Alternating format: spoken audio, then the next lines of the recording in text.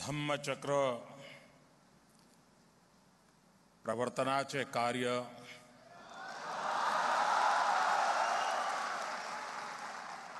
ज्या दीक्षाभूमीवर डॉक्टर बाबासाहेब आंबेडकरजीने केलं, या भूमीला माझे प्रणाम.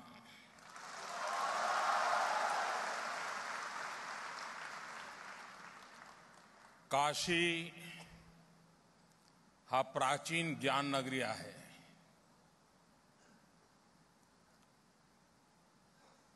नागपूर बनू शकता का?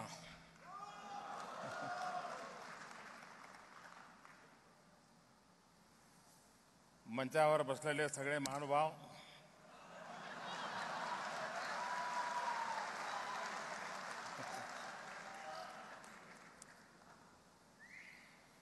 आज एक साथ, मैं इतनी बड़ी लंबी सूची है, सबके नाम बोल नहीं रहा हूं, काफी लोगों ने बोल दिया, आपको याद रह गए होंगे.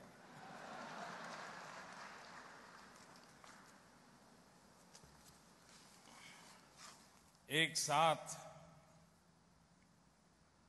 इतने सारे प्रकल्प आज नागपुर की धरती से देश को समर्पित हो रहे हैं. आवाज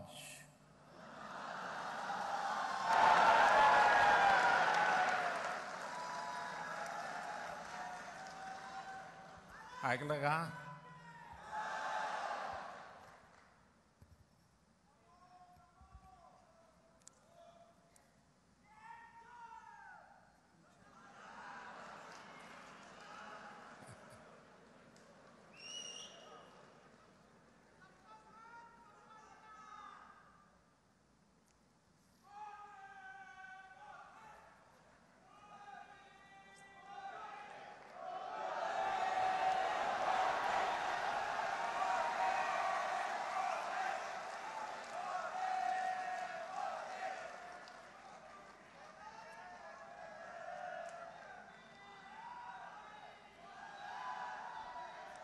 आज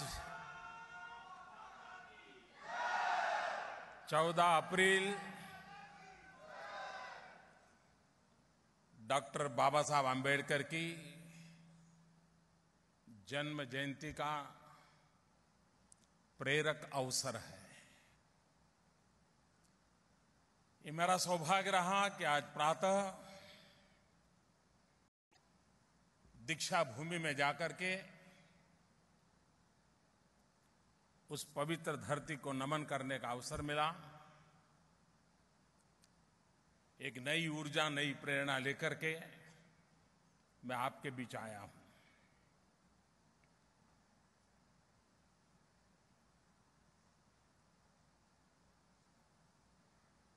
इस देश के दलित, पीड़ित, शोषित, वंचित,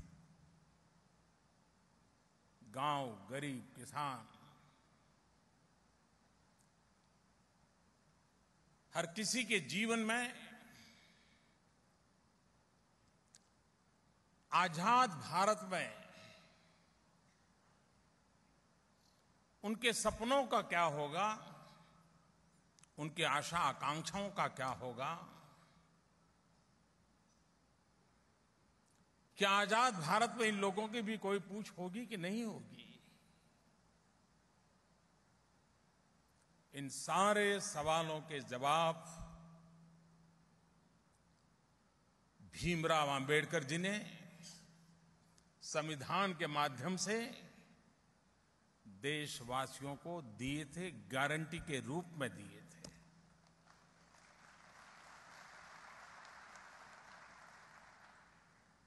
और उसी का परिणाम है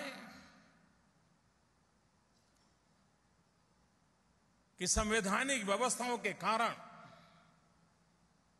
आज देश के हर तबके के व्यक्ति को कुछ करने के लिए अवसर सुलभ है. और वही अवसर उसके सपनों को साकार करने के लिए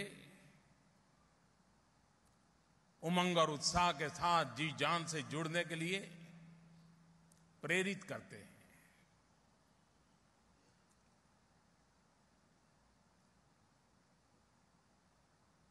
व्यक्तिगत रूप से मेरे जीवन में मैं हमेशा अनुभव करता हूं कि अभाव के बीच में पैदा होकर के भी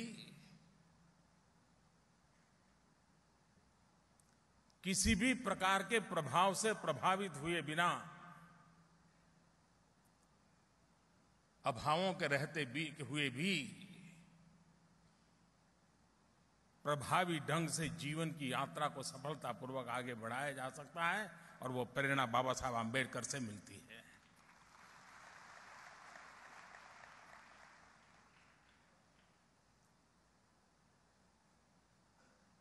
अभाव का रोना नहीं रोना और प्रभाव से विचलित नहीं होना, ये संतुलित जीवन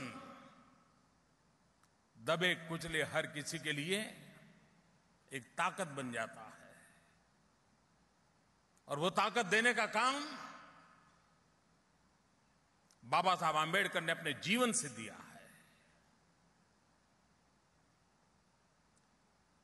कभी कभार व्यक्ति के जीवन में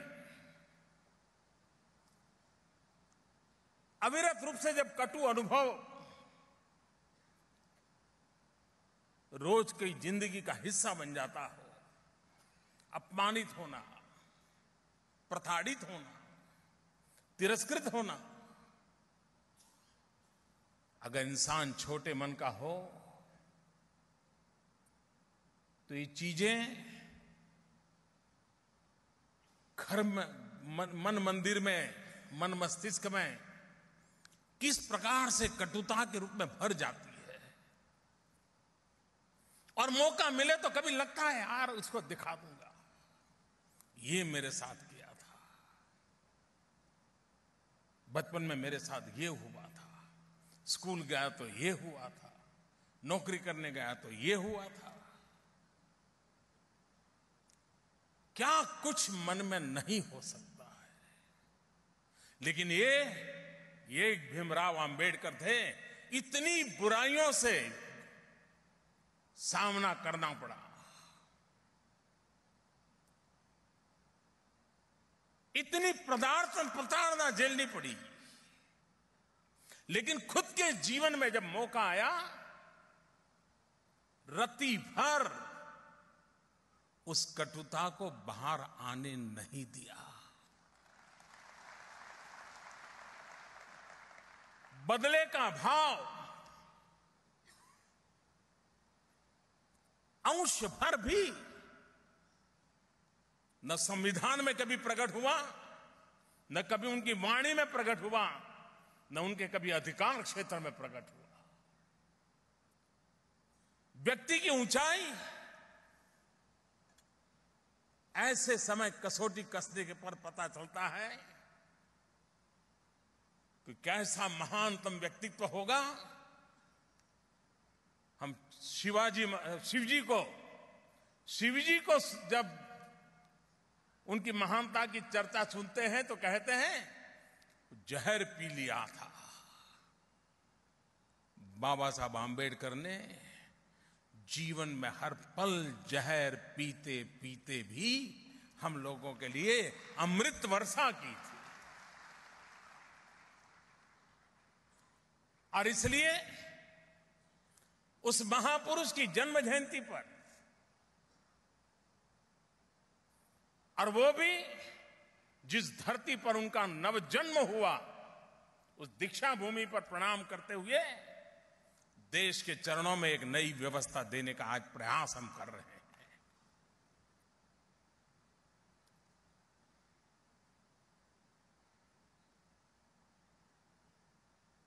आज अनेक योजनाओं का प्रारंभ हो रहा है, नए भवनों का प्रारंभ हो रहा है।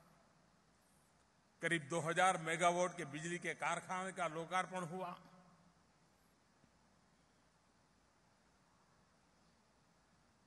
ऊर्जा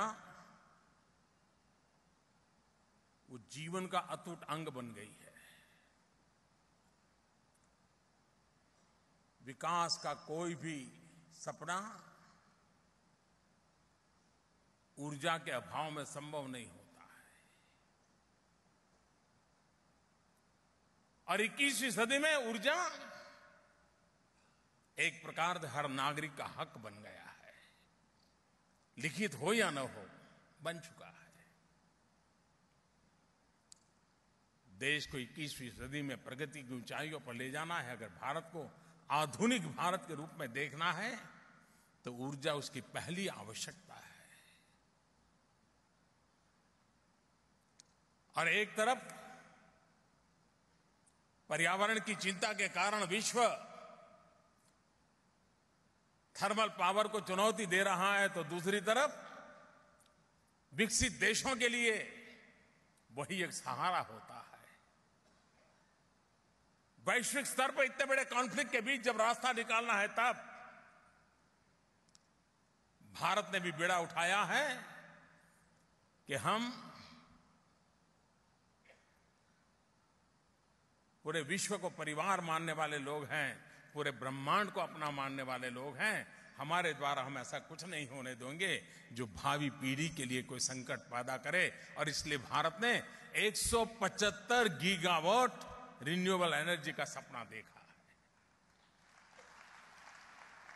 सोलर एनर्जी हो, विंड एनर्जी हो, हाइड्रो के प्रोजेक्ट्स हो। और अब जब नितिन जी बड़े गर्व के साथ बता रहे थे कि नागपुर वासियों का जो गंदा पानी है वो बिजली के उत्पादन में काम लाया जाता है, रिसाइकल किया जाता है। एक प्रकार से पर्यावरण के अनुकूल ये इनिशिएटिव है। मैं इसके लिए नागपुर को बधाई देता हूं। और देश के अन्य भागों में भी जीरो वेस्ट का कंसेप्ट धीरे धीरे पनप रहा है। आज यहां आवास निर्माण का भी एक बहुत बड़ा कार्यक्रम हाथ में लिया गया, उसका भी प्रारंभ हुआ है। 2022 आजादी के 75 साल हो रहे हैं। पल भर के लिए हम 75 साल के पहले की जिंदगी की जीने का प्रयास करके देखें।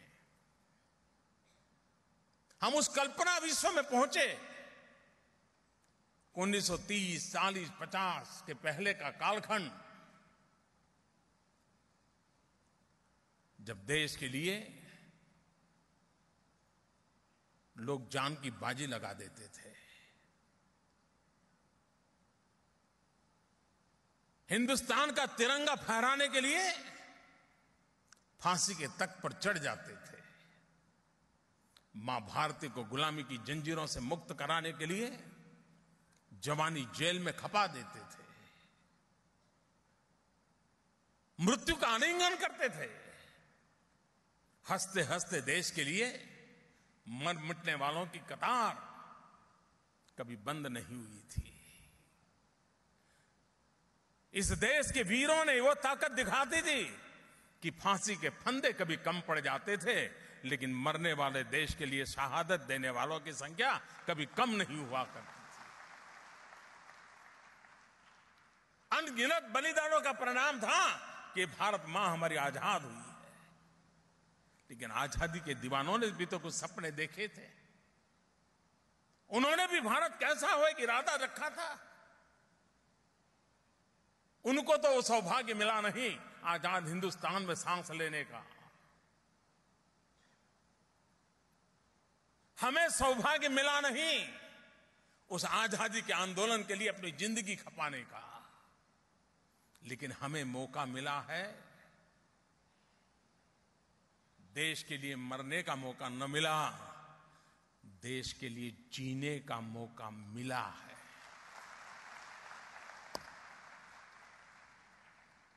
क्या 2022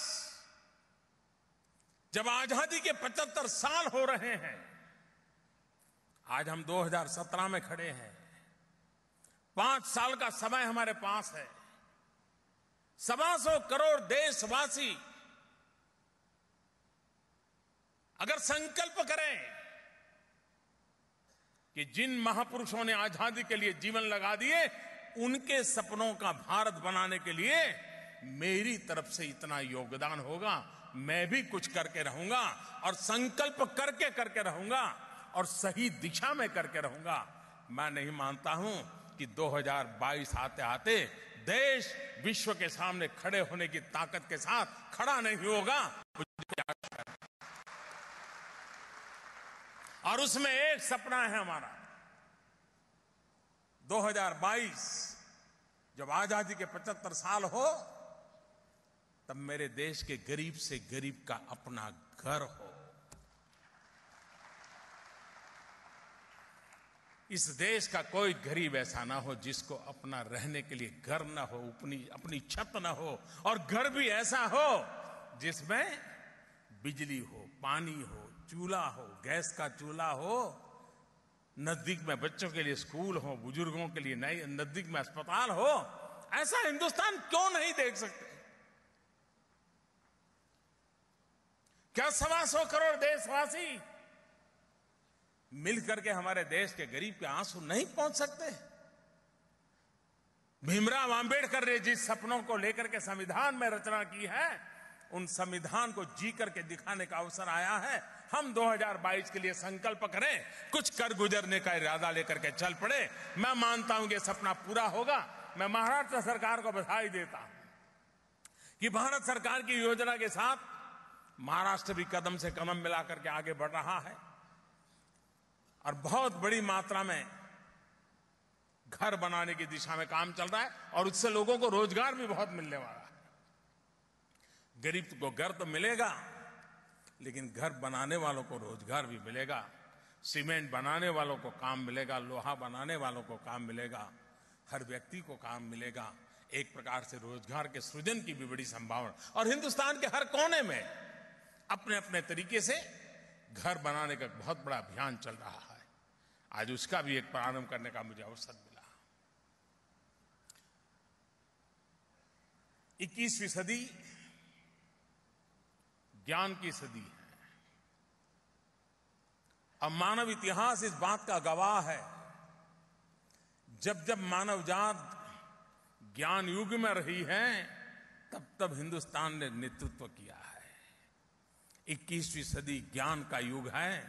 भारत को नेतृत्व देने का एक बहुत बड़ा अवसर है। आज यहां एक साथ IIT,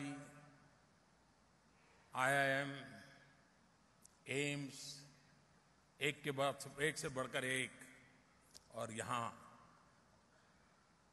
नए भवनों का निर्माण में ये सारी इंस्टीट्यूशंस चलेगी। महाराष्ट्र के और देश के नौजवानों को अपना भाग्य बनाने के लिए, आधुनिक भारत बनाने के लिए, अपनी योग्यता बढ़ाने के लिए इन संस्थानों के द्वारा अवसर मिलेगा।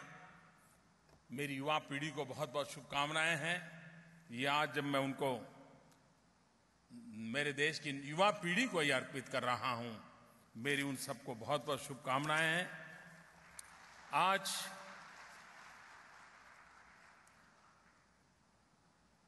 पिछले कुछ दिनों से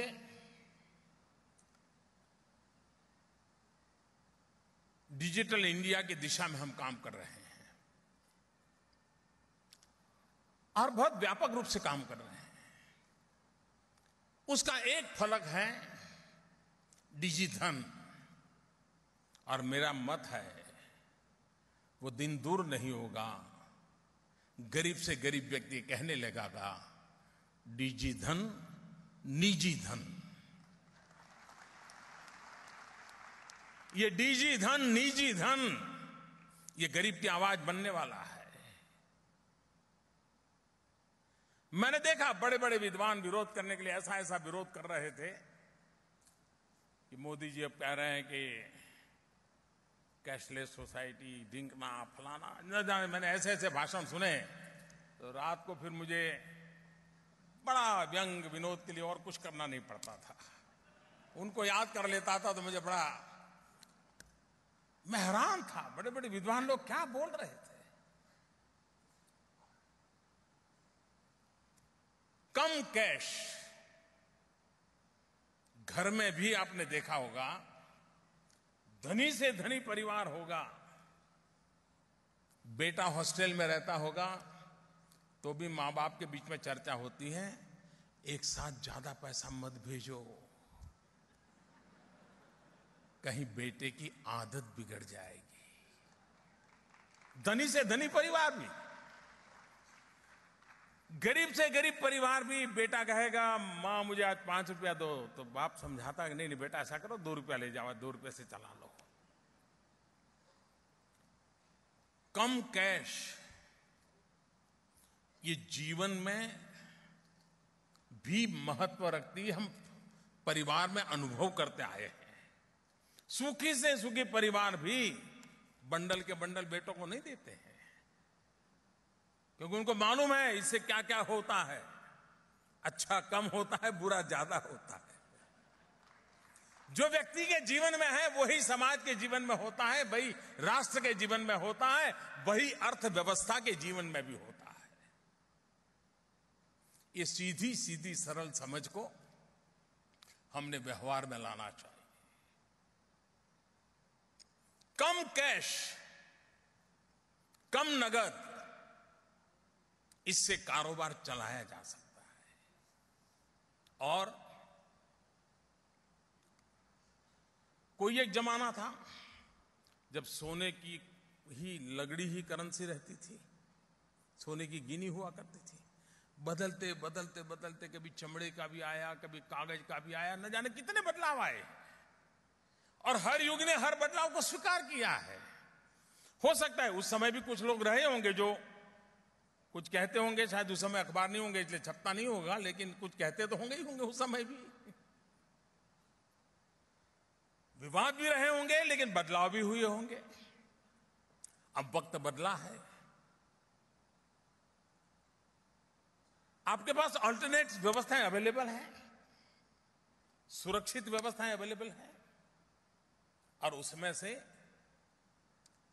भीम ऐप, और मैं मानता हूं भारत के संविधान में सामान्य मानवी को हक देने का काम जिस तरीके से भीमराव अंबेडकर ने किया है, उसी तरीके से भीम ऐप अर्थव्यवस्था के महारथी के रूप में काम करने वाली है। ये मेरे शब्द लिख करके रखिए, कोई रोक नहीं पाएगा,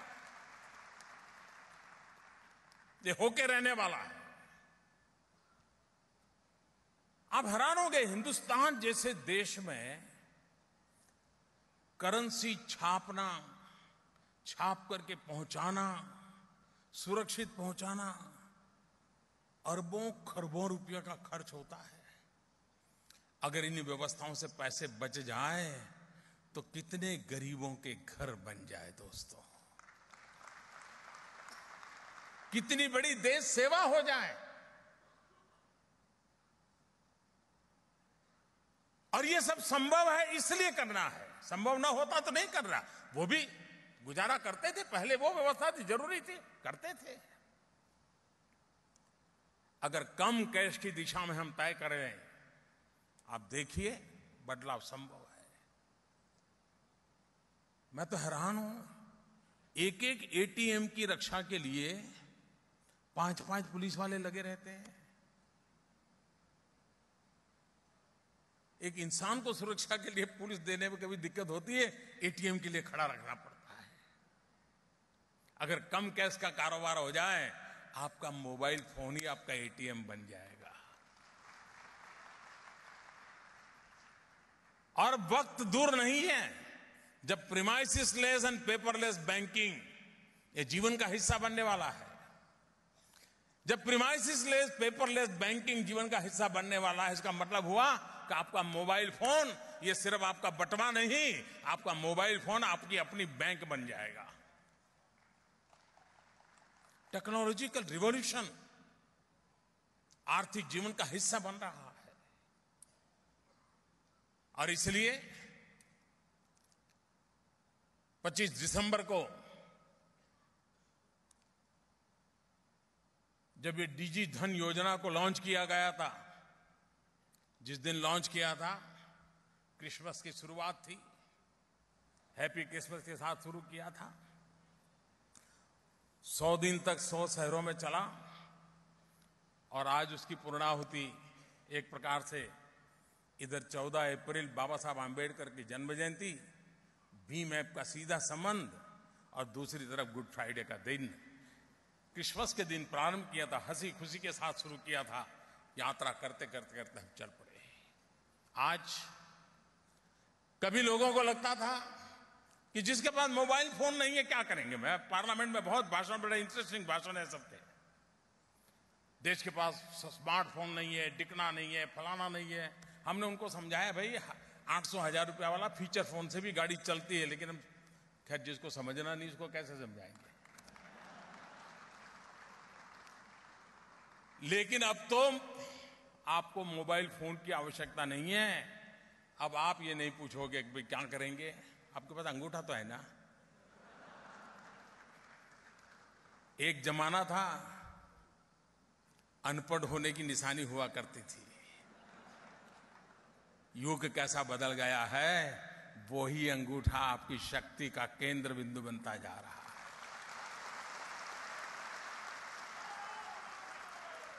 यहां सारे नौजवान दिन में 2-2 घंटे अंगूठे पर लगे रहते होंगे, मोबाइल फोन लेकर के मैसेज लगते हो गए। टेक्नोलॉजी ने अंगूठे को ताकतवर बना दिया है, और इसलिए भीम आधार भारत गर्व कर सकता है। दुनिया के टेक्नोलॉजिकली एडवांस देश के पास भी ये व्यवस्था नहीं है जो हिंदुस्तान के पास है।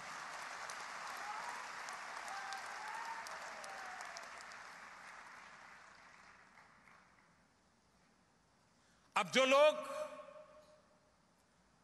भीम ऐप पर विवाद करने के बाद भी लोग स्वीकार करते गए, तो अब वो आधार पर विवाद करने में लगे हुए हैं। वो उनका काम है, करते रहेंगे।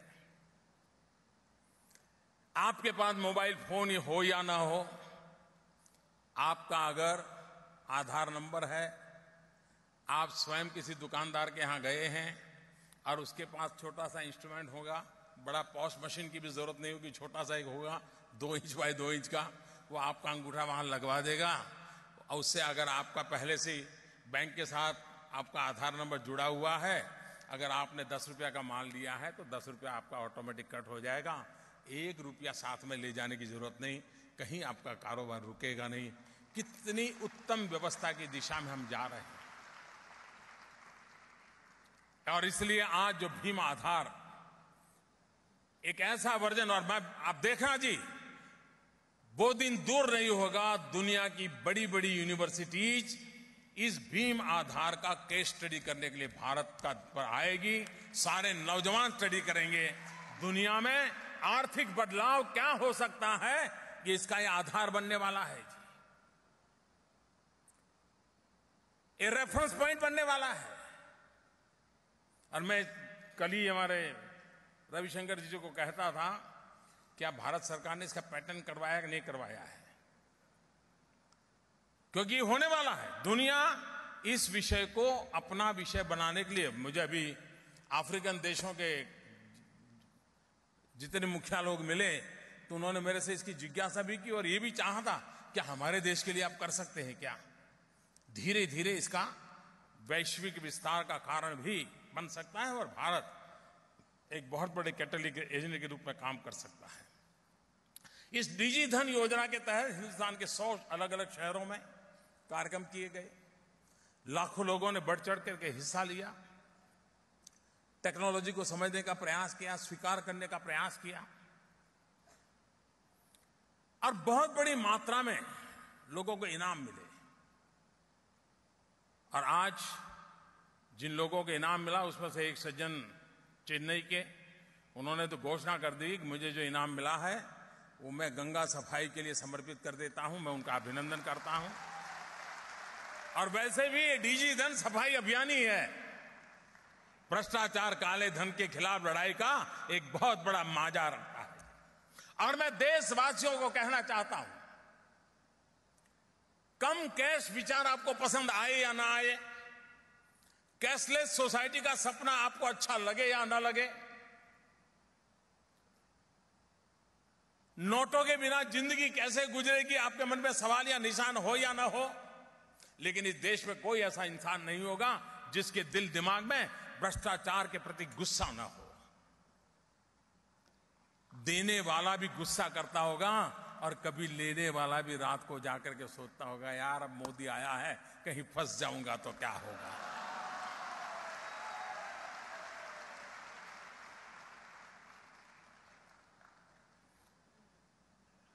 बहुत बुरा हुआ है, लेकिन आगे बुराई से बचने के लिए एक उत्तम साधन है।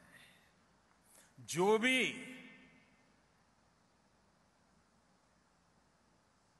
भीम आधार के सहारे आगे बढ़ना मदद करेंगे मेरी, वो एक प्रकार से भ्रष्टाचार और काले धन की लड़ाई लड़ने के सिपाही है मेरे लिए, बहुत बड़ी ताकत है मेरे देश की। और इसलिए मैं इसे निमंत्रित देता हूं नौजवानों को। और इसमें दो नई चीजें जोड़ी है इस बार। और अभी तो योजना ये है कि वो 14 अक्टूबर तक हम चलाएंगे। आज 14 अप्रैल है।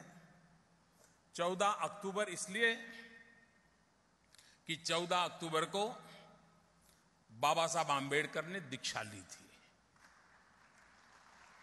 वो बाबा साहब आंबेडकर का दीक्षा का वो पवित्र अवसर था 14 अक्टूबर।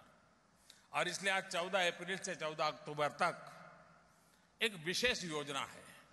आज देखा होगा आपने, अच्छे परिवार के नौजवान भी, उनके दिमाग में भी है कि हम वैकेशन में कुछ न कुछ काम करें और खुद कमाई करें। धनी परिवार के बच्चे भी अपनी पहचान छुपा करके ऐसी जगह पे जाते हैं और ऐसे काम करते हैं, खुद को ट्रेन करना चाहते हैं। जिस सर्कल में वो पैदा हुए वहां वो मौका नहीं मिलता है। वो होटल में जाते हैं, बर्तन साफ करते हैं, चाय परोसते हैं, इस प्रकार से काम करते हैं। कई पेट्रोल पंप पे जाकर काम करते हैं। एक गर्व से जीने का आज नई पीढ़ी का दिमाग में ये चीजें आ रही है।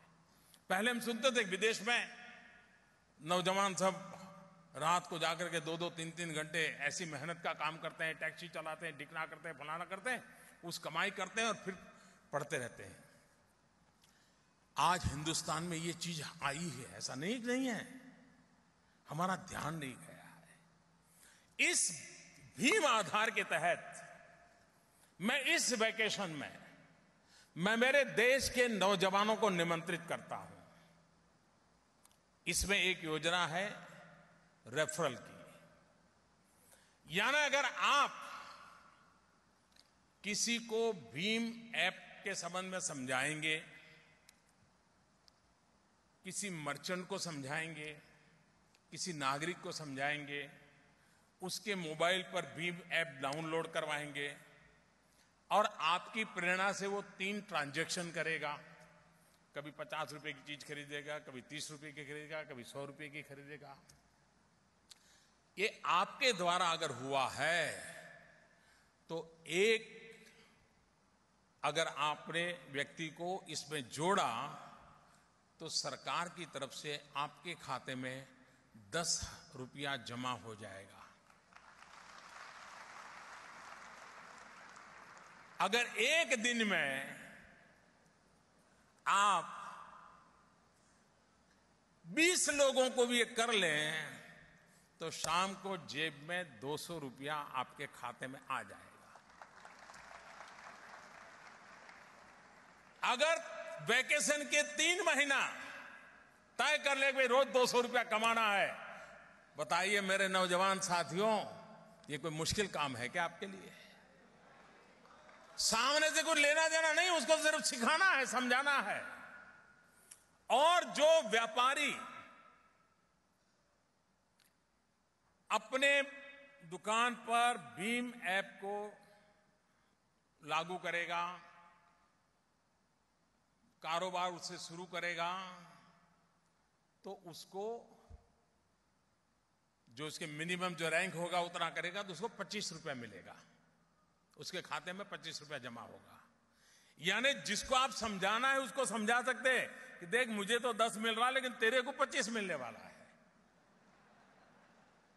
और यह योजना 14 अक्टूबर तक चलेगी। बाबा साहब आंबेडकर का दीक्षा प्राप्त करने वाला दिवस था वो। 6 महीने हमारे पास है। हर नौजवान इस वेकेशन में 10,000 15,000 रुपए आराम से कमा सकता है। और आप भ्रष्टाचार के खिलाफ की लड़ाई जीतने के लिए मेरे सबसे बड़े मददगार बन जाएंगे। और इसलिए मैं आपको निमंत्रण देता हूं कि इस योजना में उसकी बारीकी जो लिखित होगी वही फाइनल। मैं समझाने के लिए थोड़ा प्लस माइनस बोल रहा हूं, लेकिन जब आप लिखित पढ़ेंगे तो पक्की योजना आपको समझ आ जाएगी। और मैं चाहता हूं, मैं देश के नौजवानों को चाहता हूं कि अब एग्जाम हो गई है, मोबाइल फोन उठाइए, इस व्यवस्था को समझिए और पर डे 20 लोग 25 लोग 30 लोग में लग जाइए। आप शाम को 200-300 रुपया कमा करके घर चले जाएंगे और पूरे वैकेशन में आप करेंगे। अगली साल के आपकी खर्च का, पढ़ाई का पॉकेट खर्च अपने आप निकल जाएगा। कभी गरीब मां बाप के पास से 1 रुपया मांगने की जरूरत नहीं पड़ेगी। ये रिवॉल्यूशन लाने का प्रयास है।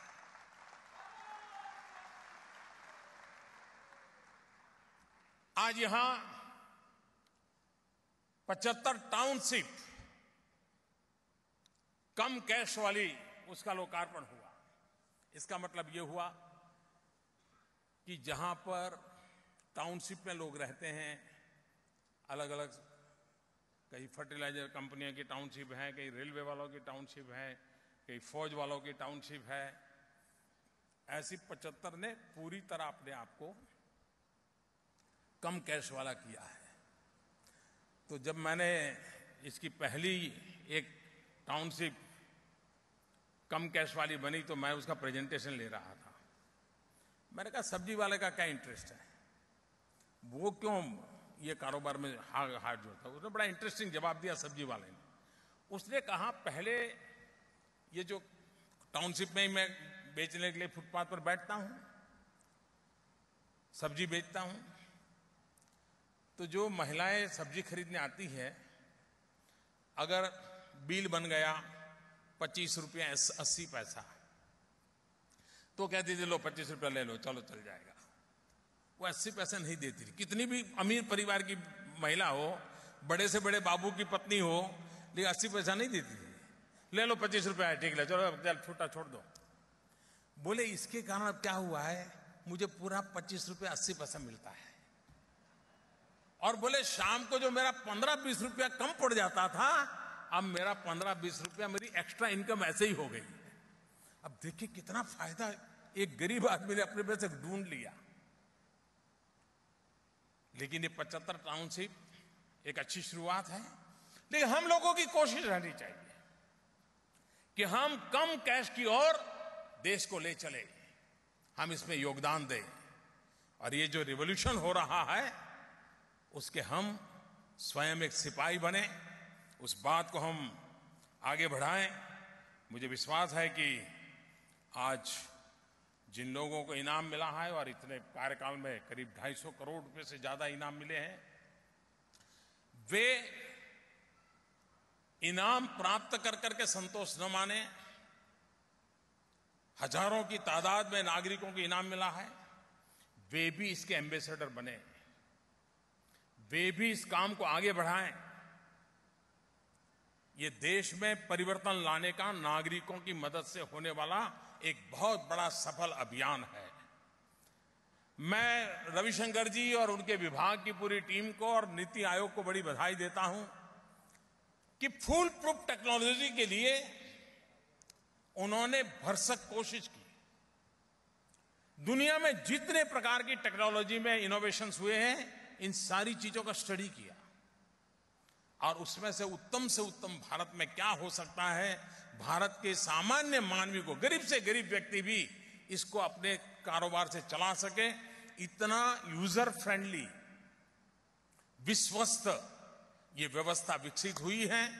मैं फिर एक बार विभाग के सभी साथियों को बधाई देता हूं। मैं महाराष्ट्र सरकार का अभिनंदन करता हूं कि इस कार्यक्रम की रचना के लिए नागपुर को उन्होंने एक यजमान के रूप में उत्तम सेवा की। बहुत बड़ी मात्रा में आप सबसे मुझे मिलने का अवसर मिला। आपका बहुत बहुत धन्यवाद।